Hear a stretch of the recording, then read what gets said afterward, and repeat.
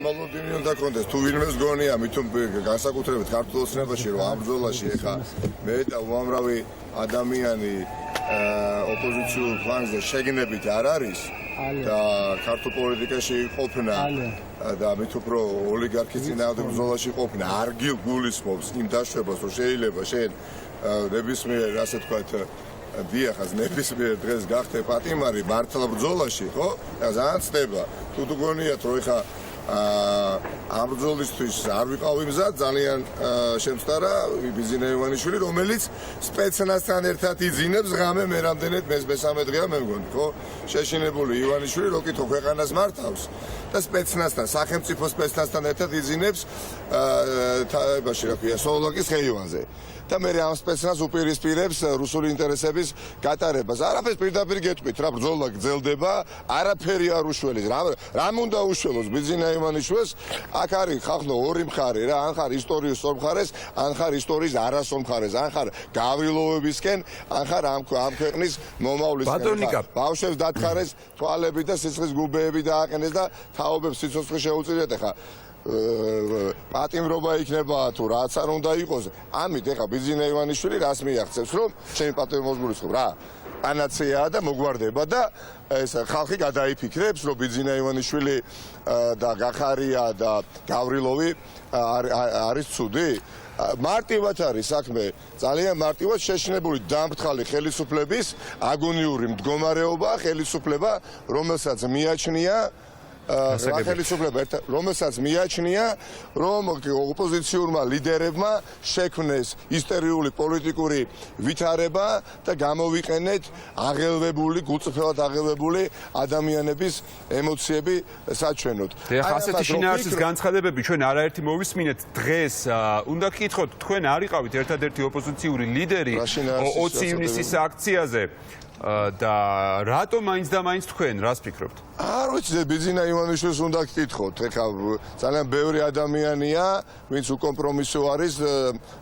ბიზინა ივანიშვილთან ბრძოლაში ძალიან ბევრია და მე ვარ ერთ-ერთი თავდაბლობის გარეშე მაგრამ არა ერთადერთი რა თქმა უნდა მაგრამ ძალიან ბევრია ძალიან აღარა საუბარი 100 200 და 300 და 1000-ზე და 5000-ზე გამორიცხული არის ხახტო გამორიცხული ესა გამარჯვება არის ახლოს გამარჯვება ამ სახელმწიფოებრიობის ბევრჯერ კი თქვენ მგონი თუ არ მომისლა კითხვით რომ განცხადება გაკეთა მაგრამ ბევრჯერ არ უნდა ვილაპარაკოთ ბევრჯერ კი არა რომს დავიღალოთ უნდა ვილაპარაკოთ რის გამო დასდევენ დასაჭერად გავრილოვის გამო ჯერ იმიტომ აღარ უნდა იყოს გახარია შინაგან საქმეთა მინისტრი როდესაც შემოუშვა ამ ქვეყანაში პარლამენტის ბატონიკა გეტყვით რომ აი ამ წუთებში იწყება ბიუროს ხდომა სადაც ალბათ ერთ-ერთი საკითხი იქნება უბრალოდ უკვე ვიცით რომ ერთ-ერთი საკითხი არის პროკურატურიდან მიმართვა რომ თქვენ შეგიჩერდეთ იმუნიტეტი როგორც პროკურატურის წარმომადგენელმა თქვა ხვალ ასევე გელოდებიან საგამოძიებო უწყებაში დაკითხვაზე აპირებს თუ არა მისვლას და გაინტერესებთ თუ არა რა სამხილები არის მეცნიერო იმუნიტეტი მაქვს 2016 წლის ნოემბრიდან და ბიზინა ივანიშვილთან ბრძოლაში ვარ 2014 წლიდან იმუნიტეტი გინდქონდეს გინდა რქონდეს უბრალოდ ახალ პარლამენტის წევრი ხარ ახლა თამდები იყო ეს ყველაფერი თორე კი ბატონო უხერხულია და ალბათ არ არის სასიამოვნო, როდესაც ყველობაზე დაგიჭერენ ყველობაზე, როდესაც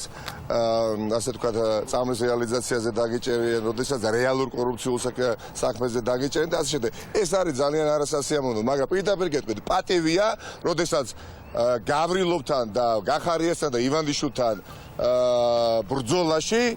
თუნდაც დროებით გამოვით მე ერთადერთი რამაზეც ყובה გული თუ ეს მოხდა უბრალოდ აი ბოლო პოლიტიკური პანჩურის ამორტყმის შესაძლებლობა მე რო არ მექნება აი ამაზე შეიძლება გული დამწნეს გასაგებია ბატონიკა პარლამენტ შეუძლია მიიღოს პოლიტიკური გადაწყვეტილება დაეთანხმოს ამ მოთხოვნას ან არ დაეთანხმოს მე ხა გავასრულებია თუ შეიძლება მე ახლა მინდა მეუწოდე ქართული ოცნების დეპუტატებს 1/13 უბრალოდ 76 ხმა ჭირდება თუ არ ვწდები რომ იმუნიტეტი მოგიხსნა და ნუ შეძონ დაპატიმრება დაწუნებული ვარ რომ ძალიან ბევრი ღელავს არ არის ადამიანურად სასიამოვნო ხო ეხა მოწომა რა მოწოვა ეხა ბევრი მათგანიც ეხა წინა ცხოვრებიდანაც ვიცნობ და ემოციურად რთული იქნება ბევრი ქართული ოცნების დეპუტატისთვის ეხა ბევრისთვის არ იქნება ეხა კუცაშვილი ყოფილიყო ორივე ხელით დააჭერდა მაგრამ ეხა სადაც ეხა გავრილოვი იყო და ეხა იმ ხელებს აჭერდა იმ ღილაკებს რატომ უნდა გაუჭირდეს ღილაკის დაჭერა შეიძლება ვინმე მიკითხოს სხვას მაგრამ ესე არ არის მერწმუნეთ ძალიან ბევრს ემოციურად ძალიან პარალელურად ფიზიკურ დაპირისპირებამდე მივიდა საქმე ვინ დაუპირისპირდა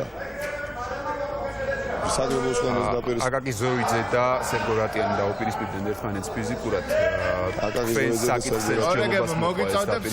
ხო და დავასრულებთ თუ შეიძლება განცხადების გაკეთებას მინდა მივმართო ყველა ქართული ოცნების დეპუტატს არიდარდოთ ვიცი რომ ძალიან ცუდ მდგომარეობაში ჩაგაგდოთ ივანიშვილმა და ეს პირველად არ არის და არც ჯერჯერობით უკანასკნელად ამ დღეებში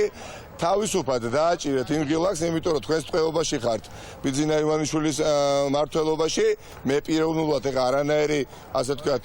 პრეტენზია როგორ შეიძლება მქონდეს თქვენთან, მე ვარ ბრძოლაში და ჩვენ